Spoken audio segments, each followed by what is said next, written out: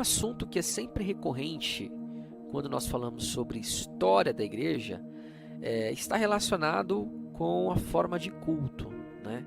Como funcionava o momento de adoração, por exemplo, na igreja primitiva, e no primeiro, segundo, terceiro século em diante, né? Como que isso era realizado? Tinha cânticos, tinha danças, como isso funcionava, tá? Essa questão, né, começando aí com a dança, de dizer que a dança é bíblica e tudo mais, tem uma verdade e tem um mito aí, né? A dança é bíblica, tá? Mas fora do contexto cultico, né? Fora do contexto litúrgico. Não havia danças no templo judaico, na sinagoga, então não havia danças na igreja, nada disso, né? Cânticos na sinagoga seriam cânticos dos salmos, tudo mais, o entoar de hinos, né? De salmos, cânticos dessa natureza. E na igreja cristã, né?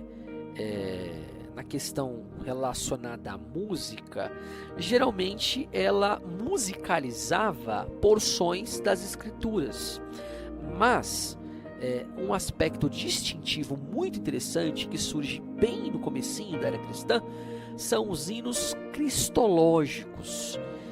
Eles já existem no Novo Testamento, Filipenses 2, de 5 a 9, por exemplo, né? Os intérpretes dizem, quase que uma só voz, que era um hino cristológico, né? Aquele texto que fala sobre o autoesvaziamento de Jesus. É muito provável que seja mesmo.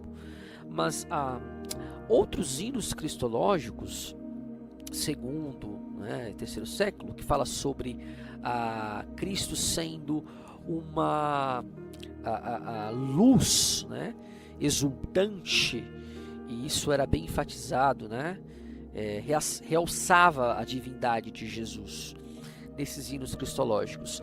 E o que é curioso porque quem dá uma informação importante sobre isso, sobre a forma como os crentes realizavam os seus cultos já na virada do primeiro para o segundo século, é um governador da região da Bitínia, onde hoje é a Turquia.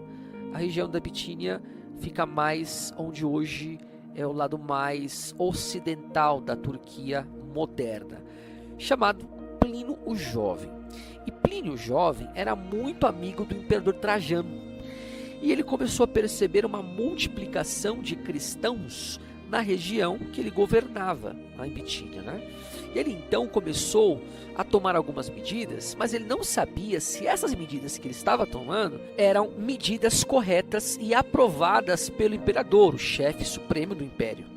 Então ele começou a se corresponder com Trajano, escrevendo a Trajano, perguntando como ele deveria agir. E nessa correspondência, né, e na verdade ele escreveu várias cartas a Trajano e sobre vários assuntos. Ele era amigo pessoal de Trajano, né? E nessa correspondência ele fala que ele pegou dois cristãos, aqueles que dizem, né, que eram duas diaconisas, né? Não temos ainda uma posição unânime sobre isso, mas são dois crentes ou duas cristãs ali, né, que foi torturando, né, esses dois ou essas duas servas de Deus. Para ficar mais fácil aqui na nossa fala, vai ser então duas irmãs. Pegou essas duas irmãs e obteve dessas duas irmãs, dessas cristãs, obteve informações sobre o que acontecia no culto cristão. E ele descobriu que eles se reuniam antes do pôr do sol, cantavam hinos a Cristo, né? E fazia orações, inclusive orando pelo Estado, né, tudo mais, e se comprometia diante de juramento a pagarem as suas dívidas e não se envolver com imoralidade. Olha que coisa interessante. Eles se comprometiam a fazer isso, a serem bons pagadores, a serem pessoas honestas, cumprindo suas obrigações e não se envolver aos pecados do mundo, né? Então eles descobriram isso, né, torturando essas duas cristãs. Como eu disse, não se sabe se eram 2 irmãos ou 2 irmãs, mas faziam isso com os prisioneiros que eles capturavam, tá? E com isso, então, nós temos essas informações de uma fonte que é hostil ao cristianismo acerca de como era o culto. Mas temos outras informações de outros escritores. Justino de Roma, por exemplo, por ser um apologista, os apologistas tinham que descrever os cultos, porque os pagãos diziam que os cristãos, além de serem acusados ali, né, de serem ateus, diziam também que eles se reuniam para fazer orgias, né? Os cristãos então eram acusados sobre essas coisas. Então os apologistas se preocupavam em descrever o culto cristão para explicar, né, às autoridades que eles não faziam orgia coisa nenhuma, né? Nada disso. Eles se reuniam para adorar a Deus. Então com isso nós temos essas informações interessantes, né? Que eles se reuniam e nessa reunião eles cantavam hinos, tá? Depois o pastor lia um texto das Escrituras, geralmente do Antigo Testamento, lia também literatura não bíblica, né? Era um texto, um livro muito comum lido naqueles dias, era o Pastor de Hermas, tá? Um livro do século II que era muito querido, muito amado pelos cristãos da época. Eles liam pedaços desse livro e eles ouviam depois um sermão exortativo. Depois do sermão, eles geralmente tinham a celebração da ceia do Senhor. E isso durante o culto. Depois, a ceia ela foi ser celebrada à parte, né, do culto, separada do culto. E depois da ceia, uma festa, né, né, que era um banquete, né, em que eles participavam juntos ali de uma refeição chamada a festa de Agape. Mais tarde, essa festa também ficou separada da ceia, né? Então ficou o culto no momento, a ceia no outro momento e a festa no outro momento. Mas basicamente o culto era assim: orações, sermão, cânticos, ceia do Senhor e o encerramento completo ali com uma refeição conjunta lá, todo mundo, tá? Agora sobre a questão das reuniões, onde eles se reuniam.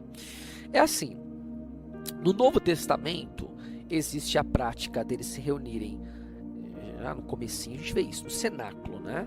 Cenáculo é um quarto alto, né? É um cômodo que fica no alto. As casas dos pobres antigamente tinham 2 andares, e as casas dos ricos tinham um andar só. É diferente de hoje, né? As casas dos pobres, eles faziam um andar em cima ali, porque geralmente, era muito comum isso, geralmente eles alugavam a parte de baixo para alguma loja, né? Especialmente em cidades romanas, tá? E eu usava a parte de cima, que era bem pequenininha, né? Para morar, né? Para dormir mesmo, né? Inclusive é curioso, porque nessa época, os pobres, eles comiam fora, e os ricos comiam em casa. Os pobres comiam fora porque eles não tinham onde cozinhar em casa, era pequenininho, né? Então era diferente de hoje, né? Hoje é o rico que sai para comer fora de casa, né? Geralmente, mas na época era o oposto. O pobre comia na rua e o rico comia em casa, né? Tinha cozinha e tudo mais. E até porque na época tinha muitos lugares de refeição fora também, né? Na beira da calçada ali, onde as pessoas vendiam ali as refeições. E os ricos comiam em casa porque eles tinham condições de fazer ali as suas refeições e tudo mais.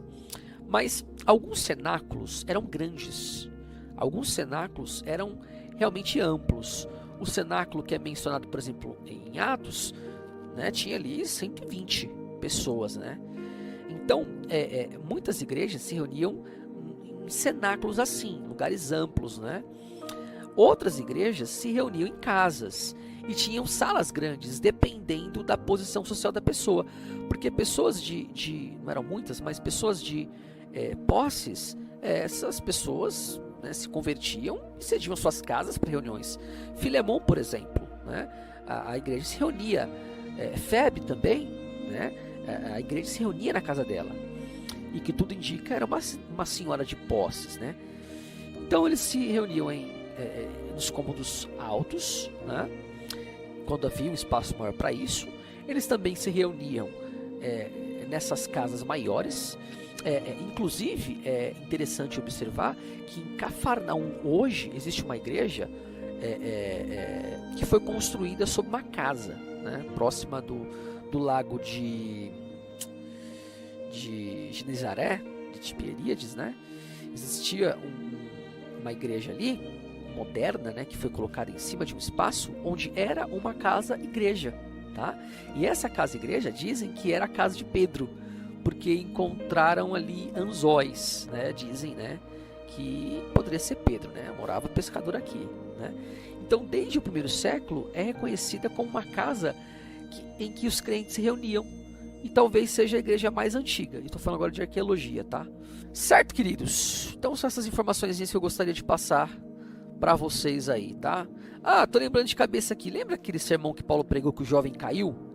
Provavelmente era um cenáculo, tá? Um cômodo alto. Sou um velho e acabei de lembrar aí desse texto. Beleza? Então, mais uma aulinha rápida complementar aí para elucidar um pouquinho essas informações.